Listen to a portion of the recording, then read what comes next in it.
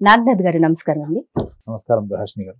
దీపావళి సందర్భంగా అంటే దీపావళి అంటేనే అందరికీ తెలుసు, చీకటిపై వెలుగు జయంగా చెప్తూ ఉంటారు, చెడుపై మంచి విజయంగా కూడా చెబుతూ ఉంటారు. మీరు ఈ యొక్క అసుర లక్షణం అండ్ దైవ లక్షణం గురించి మాట్లాడుతున్నారు. వృషభ రాశి వారికి ఏ లక్షణాలు ఎక్కువ ఉంటాయంటారు? అంటే వాళ్ళు కూడా దైవ లక్షణాన్ని కలిగి ఉంటారా? ఏ లక్షణం ఉంటే జీవితం సుఖమయంగా ఉంటుంది, వెలుగువంతంగా ఉండాలి అంటే లక్షణాల్ని ఎలాగా పెంపొందించుకోవాలంటారు? హిట్ ప్రేక్షకులందరూ కూడా నమస్కారం. ప్రహర్షిణి గారు, ఆత్మ యొక్క అధిష్టాన రూపమే ఆధ్యాత్మిక జీవితం. ఆత్మ యొక్క అధిష్టాన రూపం లేదా మనము ఆ పరమాత్ముడిలో కలవాలి అనేటువంటి ప్రయాణంలోనే మనము అనేక రకాలైనటువంటి లక్షణాలని మెరుగుపరుచుకుంటూ జీవితం గడుపుతాం. అదే జీవితం యొక్క సారాంశం. మీరు పుట్టుక నుంచి మీకు సహజ సిద్ధమైనటువంటి లక్షణాలు వస్తాయి కాబట్టి జ్యోతిష్యంలో మీకు జన్మ లగ్నాన్ని బట్టి, నక్షత్రాన్ని బట్టి, పాదాన్ని బట్టి, రాశిని బట్టి మీకు కొన్ని లక్షణాలు చెప్తారు. కానీ ఆ లక్షణాలు అన్ని 100% ఒకళ్ళకి ఎందుకు ఉండవు అంటే వాళ్ళు మెరుగుపరుచుకునే ప్రక్రియలో వాళ్ళు సక్సెస్ అవుతారు. అంతే సింపుల్ లాజిక్ అది. ఓకే, అర్థమైందండి. ఇప్పుడు మీరు పుట్టిన date of birth, time of birth లో ఒకళ్ళు చాలా గొప్పగా ఉండొచ్చు, ఒకళ్ళు అధమ స్థాయిలో ఉండొచ్చు, ఒక మధ్యమ స్థాయిలో ఉండొచ్చు. కారణం ఏంటంటే దాని పట్ల మీకు శ్రద్ధ. నేను ఎదగాలి అంటే నాతో పాటు ఇంకా అంతర్లీనంగా ఏం ఎదగాలి. ఆధ్యాత్మిక జ్యోతిష్యం అదే చెప్తుంది మేడం. ఆధ్యాత్మిక జ్యోతిష్యం ఎప్పుడు కూడా భౌతిక పరమైనటువంటి విషయాలని చెప్పదు. భౌతిక పరమైన విషయాలు అనుకున్నప్పుడు చాలా మంది మనము ఇప్పుడు దీపావళి పండుగ వస్తుంది. దీపావళి పండుగ రాగా అందరూ ఏం చేస్తాం, మనము సహజంగానే అందరూ కూడా కొత్త బట్టలు వేసుకుంటారు, కొత్తగా ఇంట్లో మంచి పిండి వంటలు వండుకుంటారు, దీపాలు, టపాసులు. సాధారణంగా నేను పుట్టినప్పటి నుంచి, నాకు ఊహ తెలిసినప్పటి నుంచి ఇప్పటి వరకు అవే జరుగుతుంది. మరి ఆధ్యాత్మిక జ్యోతిష్యంలో కొత్తగా చెప్పబడిన విషయం ఏంటి? ఇది కొత్తగా చెప్పింది కదా, ఇది మన మూలాల్లోనే, ఆధ్యాత్మిక జ్యోతిష్యంలో మూలాల్లో ఉంది. వృషభ రాశి వాళ్ళకి ఒక్క విషయాన్ని వాళ్ళు గమనించాలి ఏంటంటే, వృషభ రాశి వేరు, ఆధ్యాత్మిక కోణం వేరు అన్నది కాదు మేడం. వృషభ రాశి అంటేనే నాకు తెలిసి వాళ్ళకి ఆ దైవ బలం బలంగా ఉంటుంది. వాళ్ళకి నేను 10 మందిలో అంటే 10 మందికి ఆ లక్షణం ఉంటుందని చెప్తాను. 9 మందికి 8 మందికి అని కూడా నేను చెప్పాను. ఆధ్యాత్మిక లక్షణాల్లో వాళ్ళకున్న గొప్ప లక్షణం ఏంటంటే వాళ్ళు దేనికి కరగరు, ఒక్క ప్రేమకు తప్ప. ఓకే, అంటే మొండిగా ఉంటారా? మీరు ఎంత మొండివాడినైనా, జనరల్ గా వృషభ రాశి వాళ్ళ గురించి ఏం చెప్తారు, వీళ్ళు మొండి వాళ్ళు, సరళత్వం ఉండదు అంటారు. సరళత్వం లేదంటే ఫ్లెక్సిబిలిటీ ఉండదు అని అర్థం. వీళ్ళు మొండి వాళ్ళు, వీళ్ళకి సరళత్వం ఉండదు, ఏకపక్షంగా చూస్తారు, అన్ని మానసికంగా అనుభవించుకుంటారు, మానసికంగా వీళ్ళు కక్ష సాధింపు చేస్తారు, వాళ్ళకి నచ్చేలాగా ఉండకపోతే వాళ్ళు ఏమన్నా చేస్తారు. ఇలాంటి రకరకాల లక్షణాలు మీకు అసుర రూపంలో రాసి ఉంటాయి. వీళ్ళు అంటే నెగిటివ్ పాయింట్స్ అనేది రాసి ఉంటాయి. వాళ్ళకి మరి పరిష్కార మార్గం ఏంటి, వాళ్ళని ఎలా కన్విన్స్ చేయాలి, వాళ్ళని ఎలా మనం దారిలోకి తెచ్చుకోవాలి అంటే ప్రేమ మార్గం ఒకటే ఉంటుంది. అంటే అర్థం ఏంటి, వాళ్ళు ప్రేమ అన్న భావానికి ఎక్కువ ప్రయారిటీ ఇస్తారు. వాళ్ళు ప్రేమ అన్నదాన్ని మనము ఒక జీవితంలో, మన భౌతిక సమాజంలో మనము ప్రేమ భావంతో ఉన్న వాళ్ళందరూ కూడా వాళ్ళు చనిపోయిన తర్వాత ఎక్కడికి పోతారని చెప్తారు? స్వర్గానికి అని చెప్తారు. ఎందుకు? వాళ్ళ జీవితాంతం వాళ్ళు ప్రేమ భావంతో ప్రేమ పంచుతూ ప్రేమిస్తూ బతికారు అన్నదాని సారాంశం అని. సో మరి ఇప్పుడు ఆధ్యాత్మిక జ్యోతిష్యంలో వృషభ రాశి వాళ్లకు ఉన్నటువంటి దైవ లక్షణాలు ఏంటన్నారు? వీళ్ళకి నేను చెప్పే చాలా సింపుల్ లక్షణాలన్నీ కూడా ఇవి దైవ లక్షణాలా? ఇవి నిజంగా దేవుళ్లకు ఉండే లక్షణాలా? మనకంటే వాళ్ళ గొప్ప లక్షణాలు ఉంటాయి, లేదా వాళ్ళకి మాయా మర్మం తెలిసి ఉంటుంది, వాళ్ళు మిరాకిల్స్ కూడా చేయగలుగుతారు, మనం ఏం చేయలేం కదా. అవును. ఇప్పుడు మామూలు మనిషి దైవ లక్షణం అంటే మిరాకిల్స్ చేసేవాడినే దైవ లక్షణం అంటారు. మన దగ్గర విభూతి తీసేవాడు, మాయ చేసేవాడు, రకరకాల వీళ్ళని మనము మానవాతీత శక్తుల్లాగా, మానవాతీతమైనటువంటి శక్తి సామర్థ్యాలు ఉన్నట్టుగా మనం భ్రమలో ఉన్నాం. అవేవి కూడా మానవాతీత శక్తులు ఏవి కావు. వృషభ రాశి వాళ్ళకి ఉన్నటువంటి గొప్ప దైవ బలం ఏంటి వాళ్ళలో అంటే, వాళ్ళు దేంతోనైనా కానీ డిటాచ్డ్గా ఉంటారు మేడం. చూడండి, వాళ్ళు ఎంత కలిసిపోయినట్టు వ్యవహారంలో మొండిగా బలంగా నాటుకుపోయి ఒక దృఢ సంకల్పంతో ఉన్నారు అనే వాళ్ళందరూ కూడా ఈ వృషభ రాశి వాళ్ళు. దృఢ సంకల్పము, పట్టుదల, ఇవి రెండు వీళ్ళకు ఉన్నటువంటి గొప్ప లక్షణాలు. ఈ రెండు లేకుండా మీరు వ్యవహారంలో గెలుస్తారా? వ్యాపారం చేయగలుగుతారా? మీ విద్యాభ్యాసం గడుస్తుందా? మీ ఉద్యోగంలో ఉన్నతమైన స్థాయికి వస్తారా? ఒక బలమైన దృక్పథం లేకుండా ఒక అమ్మాయి ఒక అబ్బాయిని ప్రేమించింది, ఒక అబ్బాయి అమ్మాయిని ప్రేమించారు, వాళ్ళ మీద రకరకాల వివాదాలు వచ్చినప్పుడు కూడా ఆ వివాదాలన్నీ పక్కన పెట్టి వాళ్లకు ఉన్నటువంటి సొంత ఆలోచనతో పరిశీలించాలంటే ఏముండాలి? మీకంటూ ఒక వ్యక్తిత్వం. మీకంటూ ఒక బలమైన వ్యక్తిత్వం ఉండాలి. అవునా? మరి ఇవన్నీ ఏ లక్షణం, దేనికి సంబంధించిన లక్షణాలు అండి ఇవన్నీ కూడా? 6 నెలలు గౌతమ్ బుద్ధుడు 6 నెలలు ధ్యాన స్థితిలో ఉన్నాడు. 6 నెలలు 6 నెలలు ధ్యాన స్థితిలో ఉన్నాను. గమనించింది ఏంటి అంటే మన జీవిత సారాంశం అంతా కూడా మనస్సుని శుద్ధి చేసుకోవడమే అని చెప్పాడు. The whole essence of life you is to purification of the mind. Me mind ని మీరు ఎంత ప్యూరిఫై చేస్తారో మీరు అంత అద్భుతమైనటువంటి డిటాచ్మెంట్ ఏమంటాం మనము, వైరాగ్యం లేదా సాల్వేషన్, లిబరేషన్, ఇవన్నిటిని కూడా మనము మనసుని శుద్ధి చేసుకోవడం వల్లనే వస్తుంది. అంటే మన పండుగల టైంలో ఇళ్లను శుద్ధి చేస్తుంది తెలుస్తాం, చూస్తూ ఉంటాం మనం. కానీ ఇళ్లతో పాటు ఈజీ కంటికి కనిపిస్తుంది. అసలైన శుద్ధి మనలో జరగాలంటున్నారు మీరు. ఆధ్యాత్మిక జ్యోతిషం అంతా ఇలానే అదే చెప్తుంది. ఆధ్యాత్మిక జ్యోతిషం అంతా కూడా నేనేమని చెప్పాను, మనసుకి ఉన్నటువంటి అధిష్టానం అంటే ఆత్మకు ఉన్నటువంటి అధిష్టానమే ఆధ్యాత్మికత అన్నప్పుడు మీ దైనందిక జీవితంలో మీరు ప్రతి చర్య కూడా మనం ఏమనుకుంటామంటే మనం పుణ్యకార్యాలు చేయాలి, మంచి పనులు చేయాలి, దాన ధర్మాలు చేయాలి, ప్రేమభావంతో ఉండాలి. ఇది మనకి యాక్చువల్గా మనకు పుట్టుక నుంచి మనకు నేర్పించినటువంటి ఒక సంస్కారం ఇది. దీని ఎండ్ జర్నీ ఏంటి? స్వర్గము, నరకము, చేసుకున్న కర్మల్ని బట్టి, లేదా మోక్ష మార్గం. వీళ్ళకి డిఫాల్ట్ మోక్ష మార్గానికి కావలసిన లక్షణాలన్నీ వృషభ రాశి వాళ్ళకి ఉంటాయి. ఎలా అంటే మీరు వ్యవహారంలో పూర్తిగా నిమగ్నం అయ్యి కూడా ఆ వ్యవహారం యొక్క అంటూ ఏదో మనం బురదంటాం, అది వాళ్ళకి అంటకుండా ఉండేటువంటి జ్ఞానాన్ని కూడా వాళ్ళు సంపాదించుకునే శక్తి సామర్థ్యం వాళ్ళకి బాల్యం నుంచి ఉంటది. చూడండి, వాళ్ళు ఒక గ్లాస్ లో మీరు ఒక వాటర్ గ్లాస్ లో, ఒక నీళ్లున్న గ్లాస్ లో మీరు నూనె పోస్తే ఏమవుతుంది? రెండు కలిస్తే కలవవు, వీళ్ళు వ్యవహారాన్ని పరమార్థాన్ని కూడా ఒకటే కోణంలోకి తీసుకెళ్లేటువంటి గొప్ప లక్షణం వీళ్ళకి డిఫాల్ట్. అది ఇంటెలిజెన్స్ అని నేను చెప్తాను. వాళ్ళకి ఉన్నటువంటి తెలివితేటలు, మేధస్సు అది.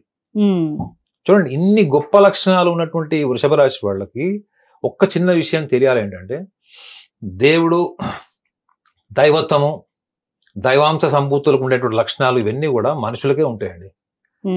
మనకి త్రేతాయుగంలో, ద్వాపర యుగంలో, సత్యయుగంలో ఇవన్నీ కూడా అసురులు వేరు, దేవుళ్ళు వేరు అని చెప్పారు. కానీ కలియుగంకి వచ్చేటప్పటికి అసురులు, దేవుళ్ళు ఇద్దరు కూడా ఒక దేహంలో ఉంటారు. ఆ దేహంలో కూడా స్వభావ రూపంలో ఉంటారు, ఒక బుద్ధి రూపంలో ఉంటారు, లేదా ఒక భావోద్వేగ రూపంలో ఉంటారు అన్నప్పుడు ఆధ్యాత్మిక జ్యోతిషం చాలా సింప్లిఫై చేస్తుంది వాటిని. ఏంటంటే ఈ గొప్ప లక్షణాలన్నీ కూడా మీరు పురాణ కథల్లో ఉన్నటువంటి గొప్ప గొప్ప వాళ్ళందరినీ చూడండి. శ్రీరాములు వారిని చూసినా, హనుమంతుడిని చూసుకున్నా, మీరు సీతమ్మ వారిని చూసినా, మీరు ఏ కథలను చదవండి, మార్కండేయుని చూసినా, అన్నా మనకి పురాణాల్లో కూడా మీరు చూసుకుంటే కూడా భగీరథుడు ఎవరు, విశ్వామిత్రుడు ఎవరు, ధ్రువుడు ఎవరు, వీళ్ళందరూ మానవ మాత్రులే అండి. వాళ్ళకు ఉన్నటువంటి గొప్ప లక్ష్యం ఏంటి? విశ్వామిత్రుడు సృష్టికి ప్రతి సృష్టి అని చెప్పేసి కొబ్బరి చెట్లో నుంచి మనుషుల్ని పుట్టించేటువంటి ప్రక్రియ కూడా స్టార్ట్ చేసేటప్పుడు అర్థమైందా? మొత్తం ముల్లోకాలను కూడా చుక్కలు చూపించాడు. ఇవాళ మీరు అది చెప్పారనుకోండి, నువ్వు ఒక విశ్వామిత్రుడు అన్నది గొప్పవాడివి, ఒక భగీరథుడు గొప్పవాడు అంటే, అబ్బా మీరు ఎందుకంటే జోకులు వేస్తారు అని చెప్తే పొద్దున్న నేనే దొరికానంటారు. Because we are accustomed to underestimate our self. మనం ఒక మూస జీవితానికి అలవాటు పడిపోయాం. ఏంటంటే మీరు ఏం మాట్లాడినా కానీ మీ పరిధి ఇంతే, మీ ఆలోచన ఇంతే, మీ యొక్క సామర్థ్యం ఇంతే, మీ ఊహాశక్తి ఇంతే అని అనుకుంటున్నాం. ఒక మనిషికి ఉన్నటువంటి గొప్ప లక్షణం ఏంటి? అది ఏ జీవరాశికి లేనిది ఏంటంటే ఊహాశక్తి మేడం. మనం ఒకప్పుడు ఊహించినవే, ఒక 100 సంవత్సరాల కింద ఊహించనివి, ఒక 10 సంవత్సరాల కింద ఊహించినవన్నీ కూడా ఇప్పుడు వాస్తవ రూపంలో చూస్తున్నాం. ఒక 20-30 సంవత్సరాల కింద 1,00,000 మంది చేసే పని వాళ్ళు ఒక్కడు ఇంటర్నెట్ లో కూర్చొని చేస్తున్నాడు. ఇవన్నీ మానవ మేధస్సు కదా చెప్పండి. వృషభ రాశి వాళ్ళకు ఉన్నట్టు గొప్ప లక్షణం ఏంటంటే వాళ్ళకి ఇన్ని దైవ లక్షణాలతో పాటు వాళ్ళకి ఇంకో గొప్ప విషయం కూడా చెప్పాలి. ఏంటంటే వీళ్ళు ఎక్కడ ఉంటారో ఈ వృషభ రాశి వాళ్ళు, ఆ చుట్టుపక్కల వాళ్ళందరితో కూడా వీళ్ళు కలిసిపోయి మమైకమైపోయి వాళ్ళందరితోని స్నేహభావంతో పలకరింపులు అలా ఉంటాయని మీరు అనుకుంటున్నారా? అవును, ఎందుకంటే వాళ్ళలో ఉన్నవన్నీ దైవ లక్షణాలు కదా, కాబట్టి వాళ్ళందరితో మంచిగా ఉంటారు. రివర్స్ ఇది ఏంటి చెప్పండి? వీళ్ళు ఎవరితో కలవరు, కానీ అందరు వీళ్ళు కలవడానికి ఇష్టపడతారు. సీదా మ్యాగ్నెటిజం. వీళ్ళు నచ్చిన వాళ్ళు ఒకళ్ళు, ఇద్దరు స్నేహితులు, కుటుంబ సభ్యులు ఎక్కువ టైం వీళ్ళు ఒంటరిగా స్పెండ్ చేస్తారు. ఇప్పుడు మీరు ఒక ప్రాజెక్ట్ చేస్తున్నారు మేడం, మీకు టీమ్ సపోర్ట్ కావాలని ఎక్స్పెక్ట్ చేస్తారా? మీరు ఒక్కళ్ళే కూర్చొని చేస్తే బాగుంటుంది. వీళ్ళు ఏంటి చెప్పండి, వీళ్ళు ఒక్కళ్ళే చేయాలనుకుంటారు. ఒక్కళ్ళే చేసేదే పర్ఫెక్ట్ గా ఉంటది, ఒక్కళ్ళు చేసిందే పర్ఫెక్ట్ గా ఉంటది. వీళ్ళు టీమ్ తో చేసేటప్పుడు ఎప్పుడు కూడా వీళ్ళు కలవరు. నేను అదే చెప్పా చూడండి, అందరితో ఉంటారు కానీ ఎవరితో కలవరు. యాక్చువల్లీ ఇది మీరు ఆధ్యాత్మిక జీవితం గడపడానికి హైయర్ అండ్ స్పిరిచువల్ ప్రాక్టీస్ జర్నీకి ఇది సూపర్ పని చేస్తుంది. అదే మీరు వ్యవహారంలో ఉన్నారు, ఒక 10 మందిలో కలిసిపోవాలి, ఈ రోజు పని ఈ రోజు, మంగళవారం పని మంగళవారం, బుధవారం పని బుధవారం, ఎప్పటికప్పుడు అభిప్రాయాలు మార్చేసుకోవడం, అయిపోగానే తలకాయ చేతులు దులిపేసుకొని వెళ్ళిపోవడం, వాటికి ఇది పనికిరాదు. When you are into higher level, higher dimension, higher level of understanding society and spiritual journey, divine process, వీటికి మాత్రం ఈ వృషభ రాశి వాళ్ళు ఒక గౌతమ బుద్ధుడు రూపం అని చెప్పొచ్చు. ఇప్పుడు నేను ఇన్ని లక్షల జాతకాలు చూశాను. ఒక వృషభ రాశి వాళ్ళకి నేను ఒక ఊహా చిత్రము లేదా ఒక చిత్రాన్ని గనుక నేను ఒకవేళ గనుక ఒక రూపాన్ని గనుక ఊహించుకుంటే అది ఖచ్చితంగా గౌతమ బుద్ధుడే ఉంటది. ఇది చాలా మందికి అతిశయోక్తి అనిపించవచ్చు, ఆ గౌతమ బుద్ధుడు ఎక్కడ అనుకోవచ్చు. కానీ నా దృష్టిలో గౌతమ బుద్ధుడికి ఉన్నటువంటి లక్షణాల్లో గౌతమ బుద్ధుడు ఒక ప్రిన్సిపల్ ని, ఒక డిటర్మినేషన్, అంటే తను ఇలా ఉండకూడదు ఇలా ఉండాలి, ఒక సన్యాసి అనేవాడు, ఒక డిటాచ్మెంట్ ఏంటి, విగ్రహారాధనకి వ్యతిరేకంగా ఎందుకున్నాడు ఆయన, వీటన్నిటితో పాటు ఆ విగ్రహారాధన వెనుకున్నటువంటి మర్మం ఏంటి, ఇవన్నిటిని చెప్తూనే వాటి నుంచి మనం ఇంకా బెటర్ లెవెల్కి వెళ్ళాలి అన్నప్పుడు ఫస్ట్ మీరు అందులో జీవించాలి కదా మేడం.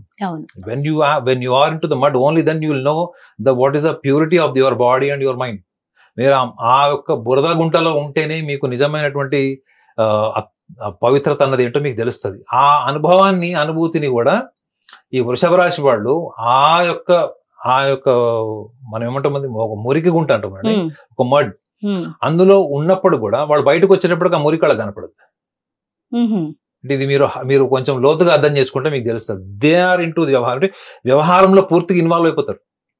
వ్యవహారం అంటే ఏంటండి, చదువు, ఉద్యోగం, వ్యాపారం, పిల్లలు, కుటుంబం, వ్యవహారం. ఈ వ్యవహారంలోనే మనిషి మునిగిపోయి కొట్టుకొని ఆ పరమార్థ సాధన చేయలేడు అని చెప్తారు కదా చాలా మంది, అవునా?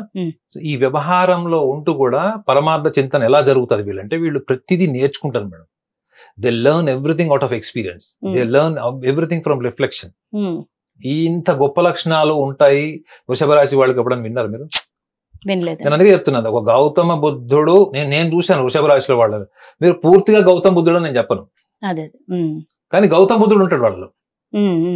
అసుర లక్షణాలు కూడా ఉంటాయి. అసుర లక్షణం ఏంటి అంటే, ఇన్ని గొప్ప లక్షణాలు ఉంటాయి వృషభ రాశి వాళ్ళు. అసుర లక్షణం ఏముంటుంది అంటే, వీళ్ళు ఒకసారి నిర్ణయం తీసుకున్నాక అక్కడ భూమి బద్దలైపోయినా, ప్రపంచమంతా విమర్శించినా, వాళ్ళకి తోచిందే కరెక్ట్, వాళ్ళు చేసేదే పర్ఫెక్ట్ అనేటువంటి ఒక మొండితనం మీద, ఒక రాయి మీద కూర్చుంటారు చూడండి. దాన్ని మూర్ఖత్వం అని కూడా అనుకోవచ్చు అంటారా? మూర్ఖత్వము, మొండితనం రెండు మిక్స్. మూర్ఖత్వం ఏంటి అంటే, what ever I know is right. When people question you, you will have your own defensive answers in offensive communication mode. అంటే ఆత్మరక్షణలో ఉంటూ కూడా ఎదుటి వాళ్ళ మీద ఎదురుదారికి తిరిగేటువంటి భావజాలం ఉంటుంది, మాటలతో అలా ఉంటారు. కానీ లోపల భయం ఏముంటది, నేను ఒప్పుకోకూడదు, నా తప్పు నేను ఒప్పుకోకూడదు, స్వీకరించను. అదే మీరు వెళ్ళి వాళ్ళతో ప్రేమ భావంతో ఇలా జరిగింది అలా జరిగింది అంటే, అప్పుడు ఓకే అని ఆ బండ మీద కింద దిగుతారు. ఇది చాలా చిన్న లక్షణం మేడం. ఇది ఇప్పుడు అసుర లక్షణం అంటే ఏదో వాళ్ళు హత్యలు చేసి యాంటీ సోషల్ యాక్టివిటీ చేయాల్సిన అవసరం లేదు. ఏ లక్షణం వల్ల అయితే నువ్వు ఎదగట్లేదు, నువ్వు ఉన్న స్థాయి నుంచి స్తబ్దంగా తామసిక లక్షణాలతో తామసికంగా ఒక చోట స్తబ్దంగా ఉండిపోయావు, అది కూడా నీకు అసుర లక్షణమే. మన పాఠ్యాంశాల్లో, స్కూల్లో, కాలేజీలో ఎక్కడ చెప్పరు ఇవి. అసురుడు అంటే ఒక ఇమేజ్ ఇస్తారు అంతే. అసుర లక్షణం ఏంటంటే, that which destroys you, that which stops you to grow in life, that makes you to take a wrong decision, when you become indecisive. ఇవన్నీ ఏంటి లక్షణాలన్నీ? ఈ లక్షణాలన్నీ కూడా నువ్వు ఎదుగుదలకి, నువ్వు ఎదగడానికి అడ్డంకులుగా ఉన్నటువంటి లక్షణాలు అసుర లక్షణాలే. ఎందుకంటే నువ్వు ఎదగకపోవడం వల్ల నిన్ను రోల్ మోడల్ గా తీసుకునే వాళ్ళు, నువ్వు బాధ్యతగా ఉన్నవాళ్ళు, నిన్ను బాధ్యతగా ముందు పెట్టిన వాళ్ళు, వాళ్ళ పరిస్థితి ఏంటి? మీరు బస్ డ్రైవర్ గా ఉన్నారు, మీకు పర్ఫెక్షన్ లేదు, అయినా నేను సీట్ లోంచి దిగా నేను డ్రైవింగ్ చేస్తాను, అప్పుడు వెనక కూర్చున్న వాళ్ళకి రెస్పెక్ట్. సో ఈ యొక్క లక్షణము ఒకటైతే, రెండో విషయం ఏంటంటే, వీళ్ళకి అసుర లక్షణాల్లో వీళ్ళు ఎదుగుతున్న క్రమంలో, వీళ్ళు ముందుకెళ్తున్నప్పుడు ప్రణాళికాబద్ధంగా వీళ్ళు సమాజంతో అన్ని రకాల పరిస్థితులు, అన్ని రకాల వ్యక్తుల్ని కలుపుకుంటూ ముందుకు వెళ్ళలేనటువంటి ఒక నాయకత్వపు లక్షణాలు వీళ్ళు పెంచుకోరు. వీళ్ళలో మీకు నాయకత్వపు లక్షణాల కన్నా ఎక్కువగా నియంత లక్షణాలు ఎక్కువ ఉంటాయి. ఇవన్నీ తప్పు కాదు మేడం, నాలో మీలో అందరిలో ఉంటాయి. కానీ అవి కార్యాచరణకు వచ్చేటప్పుడు మీకు వాటి మీద దృక్పథం ఉందా లేదా, మీకు అవగాహన ఉందా, అవగాహన ఉంటే ఇది మీకు హామ్ చేయదు, ఇంకొకళ్ళకి హామ్ చేయదు. You got my point. దీనివల్ల మీకు చెడు జరగదు, మీ చుట్టుపక్కల వాళ్ళకి చెడు జరగదు, అవగాహనతో ఉంటే. ఇది అవగాహన రాహిత్యంతో ఉన్న వాళ్లే ముఖ్యంగా దీపావళి నరక చతుర్దశి రోజు గమనించాల్సింది ఏంటంటే, మీరు ఎప్పుడైతే ఇంట్లో దీపం వెలిగిస్తున్నారో, మీరు ఎప్పుడైతే ఒక నరకాసురుడి యొక్క దిష్టి బొమ్మను తగలెడుతున్నారో, అప్పుడు మీరు గమనించాల్సింది ఏంటంటే, ఆ తగలబడుతున్న దాంట్లో నాలో ఉన్నటువంటి ఈ అసుర లక్షణం అంటే కూడా చాలా సింప్లిఫై చేశారు అనమాట. కలియుగంలో అసుర లక్షణం అంటే it's nothing but your personality, traits and flaws. అందులో తగలబడుతున్న దాంట్లో ఈ యొక్క లక్షణం ఎంతవరకు మీరు తగలబెడుతున్నారు అంటే, మీరు అవగాహన ఉంటే తగలబడుతుంది. నిజంగా ఒక మనిషి తనలో ఉన్న రాక్షస లక్షణాన్ని, అసుర లక్షణాన్ని తగలబెట్టగలుగుతాడా, మార్చుకోగలుగుతారా? ఆ శక్తి మనిషికి ఉందంటారా? అదే అవగాహన. మీరు ఏ స్థాయికి వెళ్ళాలనుకుంటున్నారు అన్నది అవగాహన కదా. ఇప్పుడు మీరు ఒక ప్రాథమిక స్థాయి నుంచి ఉన్నతమైన స్థాయికి వెళ్ళాలి. మీరు ఒక చిన్న కొండ ఎక్కలేని వాళ్ళు ఎవరెస్ట్ శిఖరం ఏమెక్కుతారు? కరెక్ట్. కానీ ఎవరెస్ట్ శిఖరం ఎక్కుతాను అని ఇంట్లో రోజు పోస్టర్ పెడతారు. రోజు అందరికి చెప్పుకుంటాను, నేను ఎవరెస్ట్ శిఖరం నెక్స్ట్ ఇయర్ 2026 ఫిబ్రవరి అంటాడు. కానీ వాడు చూస్తే ఇంట్లో గుమ్మం కూడా దాటాడు. What my point. ఇది ఎవరికి ఉపయోగపడుతుంది ఈ యొక్క సారాంశం అంటే, జీవితంలో అవగాహన అన్నది చాలా ఇంపార్టెంట్. అవగాహన పెంచుకునే క్రమంలో మనకి మానసిక పరమైనటువంటి అంశాలే అవరోధంగా మారతాయి. ఈ అవరోధంగా మారేటువంటి విషయాల్ని ఆధ్యాత్మిక జ్యోతిష్యంలో ఒక రాశి రూపంలో ఏం చెప్పబడింది, ఈ అవగాహన పెంచుకునే క్రమంలో మనం ఎన్నో రకాల ఒడిదుడుకులు ఎదుర్కొంటాము, వైఫల్యాలు చూస్తాము.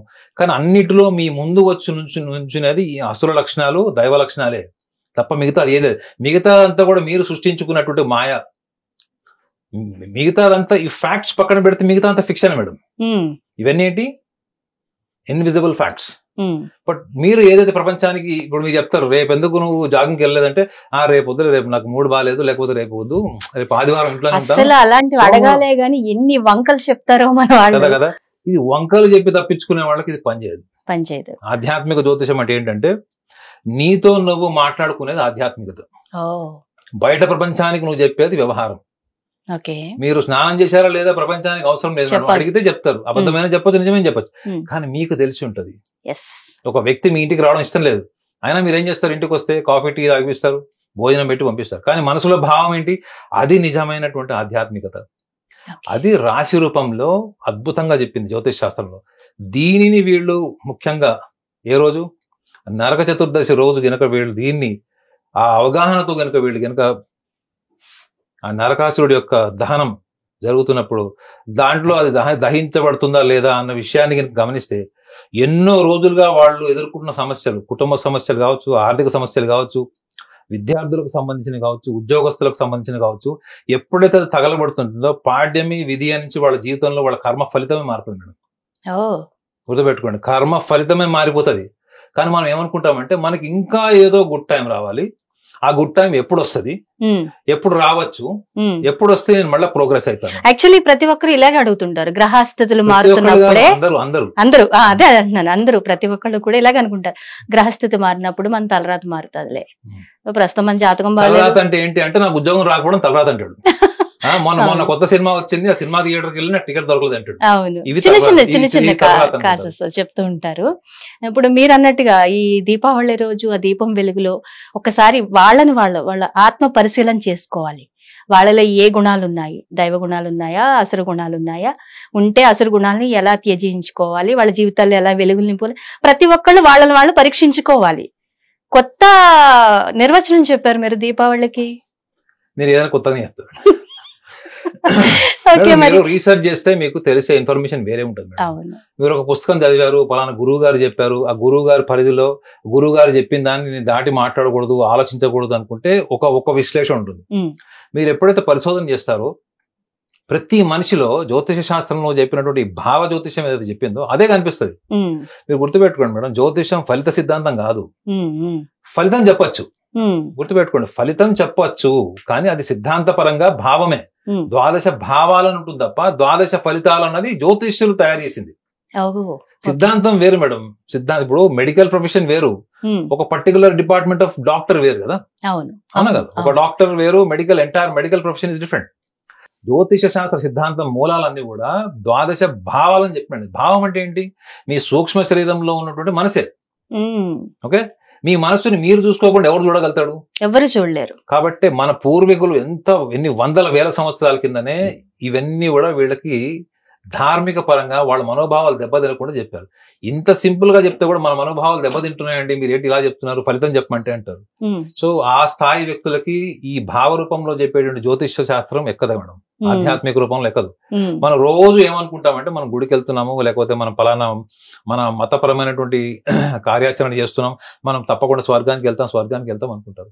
కానీ అక్కడ భగవంతుడు నిజంగా భావము అన్న పదాన్ని కనుక సృష్టించకపోతే నువ్వు ఏం చేసినా జీవితంలో నరకం కన్నా వెళ్తావు లేదా స్వర్గానికి వెళ్తావు అని చెప్పేసి అయిపోతుంది కదా. మీకు కర్మ అన్న పదం ఎందుకు వచ్చింది? ఇవన్నీ జ్యోతిష్యంలో చర్చించబడినటువంటి విషయాలు మేడం. ఇవన్నీ కూడా డికాషన్ ఫిల్టర్ చేసినట్టు ఇవన్నీ ఫిల్టర్ చేసి రాశారు జ్యోతిష్యంలో. విచిత్రం ఏంటంటే వీటి మీద ఎవరు కూడా మాట్లాడరు. మాట్లాడి చాలా మంది అర్థం చేసుకోవడానికి కూడా ఇష్టపడరు. ఇది చాలా డీప్ సబ్జెక్ట్, చాలా సూక్ష్మంగా ఆలోచించాలి. లేదంటే దీపావళికి సంక్రాంతికి ఒట్టిగా బట్టలు మార్చుకోవాలి, మీరు అన్నట్టు ఇల్లు కడుక్కోవాలి, పిండి మంటలు తినాలి, కొత్త బట్టలు వేసుకోవాలి, ఆ ఒక్కరోజు హ్యాపీగా ఉండాలి, మళ్ళీ నెక్స్ట్ డే నుంచి సేమ్ రిపీట్. సో ఆధ్యాత్మిక జ్యోతిష్యం చెప్పేది అదే మేడం, స్వీయ సంస్కరణని చెప్తుంది. ముఖ్యంగా వృషభ రాశి వాళ్ళందరికీ నిజంగా వాళ్ళు గొప్ప గొప్ప లక్షణాలు ఉండల్లో నేను అడ్మైర్ చేసే వాళ్ళు కూడా వాళ్ళు వృషభ రాశి వాళ్ళు ఏంటంటే వాళ్ళు సంస్కరించుకుంటారు. వాళ్ళకి ధర్మం తెలిసి ఉంటుంది మేడం, గుర్తుపెట్టుకోండి. వృషభ రాశి వాళ్ళకి, కన్యా రాశి వాళ్ళకి, మకర రాశి వాళ్ళకి ధర్మం తెలిసి ఉంటుంది. They knows what is right, what is wrong. వృషభ రాశి వాళ్ళు సొంత తల్లి విషయంలో బయట వాళ్ళ విషయంలో వేరు ఉండరు. అది రాంగ్ అనుకుంటే తల్లికైనా రాంగ్ అని చెప్తారు, బయట స్త్రీకైనా రాంగ్ అని చెప్తారు. ఇది రైట్, ఇది రాంగ్ అని చెప్తారు. కానీ అక్కడ ఏమైపోతుందంటే వాళ్ళకి పరిస్థితుల వల్ల వాళ్ళు మౌనంగా ఉండాల్సి వస్తుందో, లేకపోతే అధర్మం జరుగుతున్నా గానీ మౌనం వహించాల్సిన పరిస్థితులు వస్తే వాళ్ళు ఏం చేయలేరు. సో వాళ్ళకి డిఫాల్ట్ వాళ్ళకు ఉన్న లక్షణం ఏంటంటే they knows what is right, what is wrong, they knows what to discriminate, what not to discriminate. But only it is because of the compulsion, environment and the circumstances, they are born to accept certain things and remain silent. But వాళ్ళకి ధర్మం, what is right, what is righteousness, they knows. ఇవన్నీ కూడా ధార్మిక లక్షణాలు madam. మనం ధార్మిక లక్షణాలు అంటే ఏమనుకుంటామంటే ఏదో మిరాకిల్స్ చేస్తే ధార్మిక లక్షణాలు అంటారు. మన దౌర్భాగ్యం ఏంటంటే మనం సినిమాలు చూసి అట్లా చెడిపోయాం. మనకు చిన్నప్పటి నుంచి కూడా మీరు చూడండి, దేవుడు అంటే గుణము, ఒక లక్షణము, ఒక క్వాలిటీ అని చెప్పారు ఎవరైనా? ఎవరు చెప్పలేదు. దేవుడు ఊహించుకోవడం మనం. వాళ్ళందరూ మనం ఎవరినైతే దేవుళ్ళుగా భావిస్తున్నామో వాళ్ళందరికీ ఒక్కొక్క కథ ఉంది, ఒక్కొక్క పురాణ కథలు ఉన్నాయి, చరిత్రలు ఉన్నాయి. వాళ్ళు ఎలాంటి టఫ్ సిచ్యువేషన్ హ్యాండిల్ చేశారు, వాళ్ళు ఎలా మార్గదర్శకులు అయ్యారు వాళ్ళు. సో మనం కూడా మన నిత్య జీవితంలో వచ్చేటువంటి ఈ సమస్యలు చాలా చిన్నవిగా చూస్తాం. ఎప్పుడైతే మనం ఆ స్థాయిలో ఆలోచిస్తాం, సమస్యలు కావు, దట్ ఇస్ ప్రక్రియ. సమస్య అని కూడా అనుకోవడం సమస్య కాదు, సమస్య కాదు మేడం, అదొక ప్రక్రియ. జీవితంలో మీరు రోడ్డు మీద నడుచుకుంటూ వెళ్తుంటారు, ఏమన్నా కావచ్చు. నా ఒక్కడికి అయింది, పక్కన గాలి కాబట్టి నా ఒక్కడికి అయింది. Life is a random process madam. అంటే మనకి యాదృశ్చికంగా జీవితంలో జరిగే ప్రతిదాని కూడా మనం ప్రణాళికాబద్ధంగా మనం ఊహించుకున్నట్టు జీవితం జరగట్లేదు. కాబట్టి మనం ఏం చేస్తామంటే ఫలిత జ్యోతిష్యాన్ని నమ్ముతాం. ఎందుకంటే మంచి టైం ఎప్పుడు వస్తుంది, బ్యాడ్ టైం ఎప్పుడు పోతుంది, మనం ఏం చెయ్యం, దానికోసం ఎదురు చూస్తాం. రెండోది ఏంటంటే మనకు ఒక ఆత్మసంతృప్తి కదా అది. నాకు ఎప్పుడో నేను నిమిత్త మాత్రుడిని, నా బ్యాడ్ టైం కి, నా ఫెయిల్యూర్స్ కి నేను నిమిత్త మాత్రుడిని. అది పోవాలంటే నేను ఏం చేయాలి, వెయిట్ చేయాలి. వెయిట్ చేసి వెయిట్ పెరుగుతామేమో అని చెప్పి మన పరిస్థితులు ఏం మారు. వెయిట్ చేస్తుంటారు కానీ వాళ్ళలో ఆత్మశుద్ధి చేసుకోవాలి, వాళ్ళని వాళ్ళు కరెక్ట్ చేసుకోవాలి అన్న యాంగిల్ ఇప్పుడు మీరు చెప్పేంత వరకు కూడా, ఈ వీడియో చూసేంత వరకు కూడా చాలా మందికి అవగాహన లేదు. టు బి ఫ్రాంక్, నేను ఒప్పుకుంటాను.